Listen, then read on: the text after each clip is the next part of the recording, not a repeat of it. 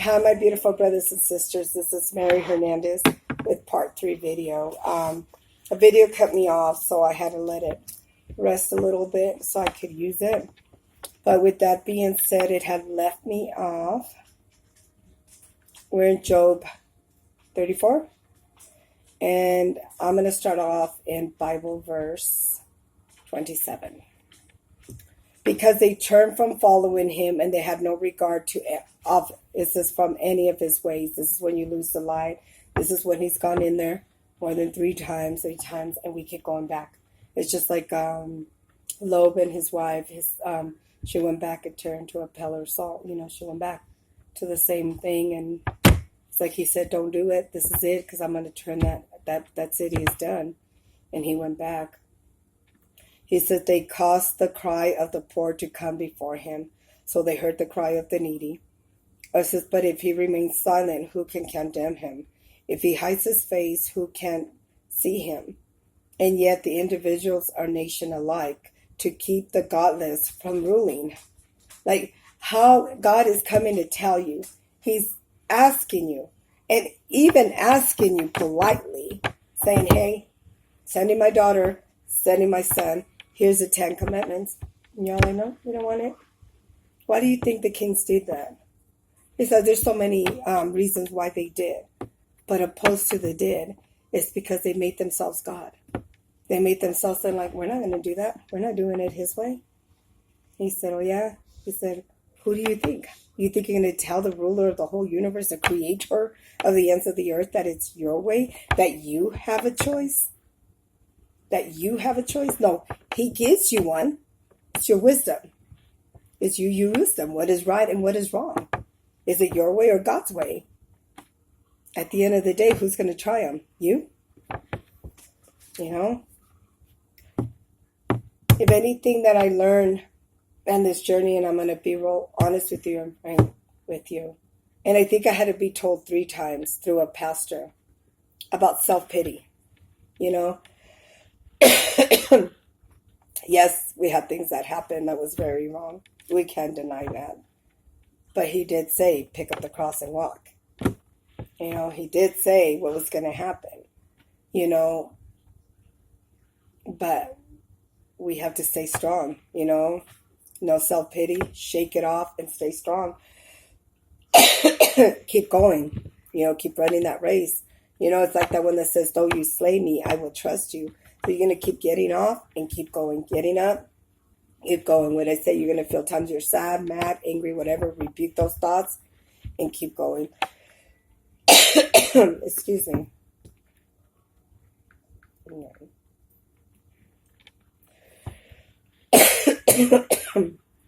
So 34:30, to keep the godless from ruling. This isn't from laying snares for the people. Suppose someone says to God, I am guilty, but I will offend no more. Teach me what I cannot see. If I have done wrong, I will not see or do so again. Should God then reward you on your terms? When you refuse to repent, you must decide, not I. So tell me, what do you know? Men of understanding declare. Wise men who hear me say to me, Job speaks without knowledge. His words lack insight. It says, oh, Job might be tested to the utmost, but answering like a wicked man. To his sin he adds rebellion, scornfully, and he claps his hands among us and multiply his words against God. If you read Job's story and you read it over again, he did speak without knowledge. He was angry. Really, if you think about it, he said, I haven't done nothing. I see where somebody has, but I haven't done nothing. And it's true, if you read the story, it tells you from the beginning that maybe he sinned when he was younger, but he turned away. He shunned evil. He helped the needy. He got blessed, but he blessed forward. He said, not a man went out without having a place to, and I blessed forward. So he was, speaking like that. But, everything is a testing to God. So if you know you didn't, and you know that he's putting you through it, then he's going to see you through it. He said again, Job speaks without knowledge, his words like insight. It says, oh, that Job might be tested to the utmost, for answering like a wicked man, but he says to his sin, he adds rebellion. Scornfully he claps his hands among us and multiplies his word against God. He wasn't cursing at God, but he was saying, hey, you this, you that. What did I do? What is this? But if you think about it, he said, how are you going to govern if you don't, pursue justice? I'm thankful that I knew, because he had prepared me for that battle. I didn't know details of the calling, and I see why he probably didn't tell us. Because there's a price of the high calling, literally. But it's worth it. To me, you were worth it. To me, his children were worth it. Obviously, or he would have sent us in there to get his children.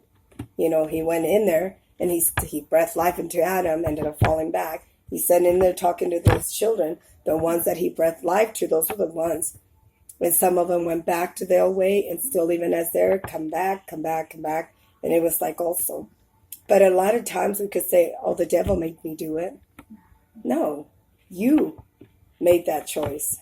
You make that choice. You know right from wrong. If God already went and grabbed you once, went and grabbed you twice, went and grabbed you 3 times, you already know. You're going with your flesh. You could be like, oh my God. A lot of times we make ourselves more important than God. And that's the truth. Because we say we want our way. Well, I don't know. Let me think about it. God says, oh, you're going to think about it? You're just as replaceable as anybody else. He said, I will get my will done. Rather, it's with you or somebody else.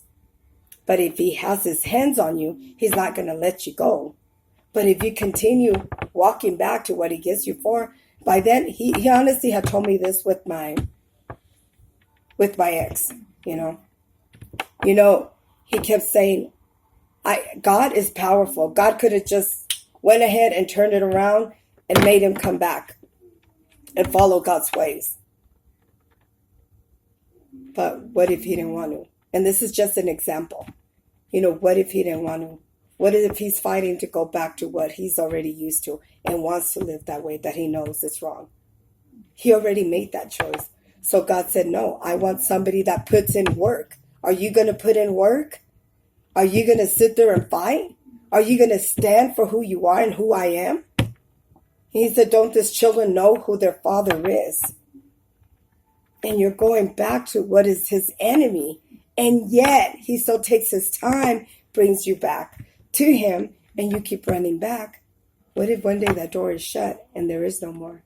You're going to be, like it says in Revelation, those people that are seeking to die, and they can't die because they had an opportunity not to be part of that judgment. And they have to sit there, either surrender to Satan, take the mark of the beast, or get your head cut off. It's in Revelation. And sometimes I think we do it ourselves. It's almost like we go with Satan and just tell him, here, do it. Do it. Because I decide I want to follow you. No, you want to follow sin. But that is following Satan. We got to sit there and think, put up a fight. He said, well, show me that you want to change. Show me that you're putting in an effort. If you're going back, just like I said, if I would have kept going back and not listening to him when he was telling me, it would have been my downfall. It would have been my falling again when he already had said, turn around, don't go back to Bethel, do not go to Gilgal, or you will go to exile. And that's in Amos 5. It says, so Elihu said, it says, do you think it is just you that says I am the right and not God? Yet you ask him, what profit is it to me? And what do I gain by not sinning? It says that I would like to reply to you and your friends and you. Look up to the heavens and see. Gaze to the clouds so high above you. If you sin, how does that affect him? If you sin are many, what does that do to him? If you are righteous, what do you give to him? If you do what receives from your hand, your wickedness only affects humans like yourself.